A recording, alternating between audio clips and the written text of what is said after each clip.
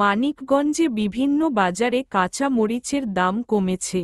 মোহাম্মদ শামীম মিয়া, মানিকগঞ্জ জেলা প্রতিনিধি। মানিকগঞ্জ বিভিন্ন বাজারে কাঁচা মরিচের দাম কমেছে। দাম কমে প্রতি কেজি কাঁচা মরিচ ৮০-৯০ টাকা দরে বিক্রি হচ্ছে। উৎপাদন খরচ বেশি হওয়ায় দাম কমে যাওয়ায় কৃষকদের লোকসান গুনতে হচ্ছে।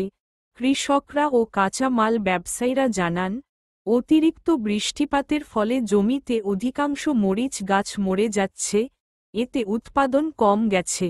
এছাড়া দেশের বাহিরে থেকে সরকার ইতোমধ্যে এলসির মাধ্যমে কাঁচমরিচ আমদানি করায় দাম কমে গেছে। আজকে বেশি হলো 85 টাকা করে। এবার কয় পায় লাগাইছিলেন? এবার লাগাইছিলাম আধবাহি। তাতে কি রকম বিক্রি করলেন? না, মরিচ একবারে লস।